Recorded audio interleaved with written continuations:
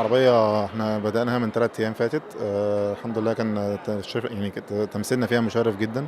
الحمد لله احنا مصر خدت يعني حوالي 20 ميدالية من 24 ميدالية، ودي كانت حاجة كويسة طبعا لينا كاتحاد سلاح. الحمد لله يعني احنا حققنا نتيجة كويسة الحمد لله يعني. بس ناخد فكرة عن الأسماء اللاعبين المبارزين المشاركين احنا شاركنا بفئتين، بفئة 17 سنة وفئة 20 سنة اللي طبعا كلهم ناشئين.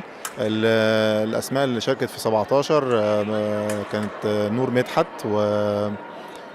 وإسراء ممدوح وجانا شريف وتقى أحمد. وبالنسبة للأولاد أدهم معتز ومازن عمرو و و وإسلام دياب وعمر هشام. 4 و4 شاركنا بيهم، كلهم خدوا ميداليات. اللي خدوا ميداليات بالنسبة للبنات كلهم خدوا. بالنسبة للولاد 2 منهم جابوا تاني وتالت. ربنا وفقني واخدت تاني في بطولة عربية، والنهارده الحمد لله في بطولة البحر المتوسط اخدت تالت، واخدنا أول فرقة مصر، اخدت أول فرقة في أول فرقة عرب.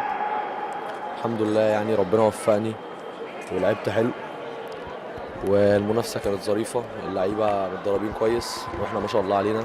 خدت مركز الأول ميدالية ذهبية في بطولة الفردي، وخدت الميدالية الذهبية مع فريق مصر برضو في سلاح الشيش. المنافسة كانت طبعا نوعا ما معقولة. لعبت المباراة النهائية مع زميلتي في المنتخب نورة منير، وفزت بفرق كبير 15-4. كنت مرتاحة يعني في الماتش في البطولة عامة. المباراة النهائية كانت مع زميلتك؟ مع زميلتي في المنتخب. المنافسة من الدول العربية كان شكلها ايه؟ المنافسة كانت قوية يعني، كانت منافسة معقولة. كان في تونس، كان في الأردن، كان في العراق، كان في عدد كويس من الدول يعني في الإيفنت اللي أنا شاركت فيه. بطولة البحر المتوسط بتختلف طبعا عشان في دول أوروبية بتبقى مشاركة معانا، مش مجرد بقى دول أفريقية أو دول عربية بس. فطبعا المنافسة بتبقى أقوى من البطولة العربية. من أقوى الدول طبعا إيطاليا، فرنسا.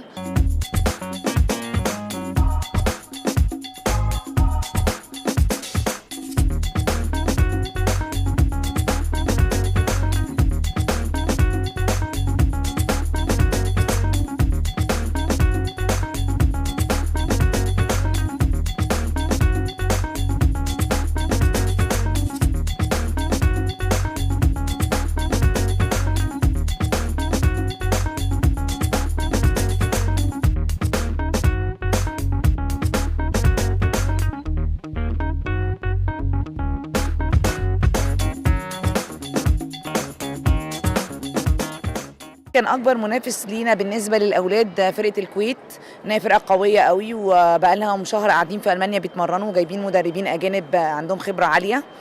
بالنسبه للبنات كان عندنا فرقه تونس برضو فرقه جيده، ده في البطوله العربيه. بالنسبه للبحر المتوسط طبعا عندنا دلوقتي فرقه ايطاليا جامده جدا، عندنا برضو فريق تونس كويس وفريق الاردن.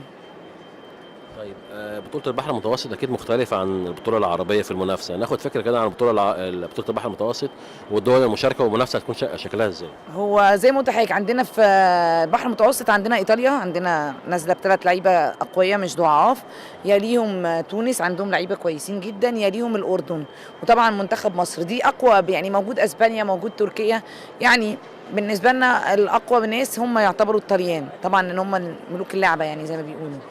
Training for the next competition, and I think that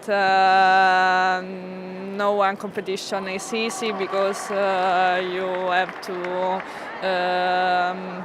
to play with you and with the other. هي بتقول ان شايفه ان المنافسه كانت بالنسبه لها تمرين كويس، وشايفه ان البطوله بالنسبه لها كانت سهله يعني، بالنسبه لها سهله يعني بالمستوى السهل. I think it's a good competition because you do this competition with a person that that not meet in another competition. it's a good training for the European champions. بتقول ان شايفه ان البطوله دي بالنسبه لها كويسه وشافت ناس جديده فيها تتمرن معاهم او عليهم يعني عشان خاطر تعرف تجيب حاجه في بطوله اوروبا بالنسبه لها. بطولة البحر الأبيض المتوسط كان بدي أخذ ميدالية أتأهل للنهائيات بس ما صار هيك.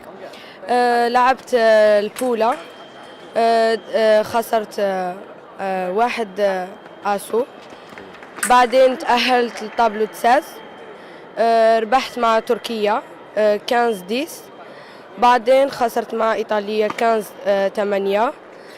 بالأول بديت مليح، بعدين يعني خرجت من الماتش تبعي، هاد لازم أراجعه مرة ثانية.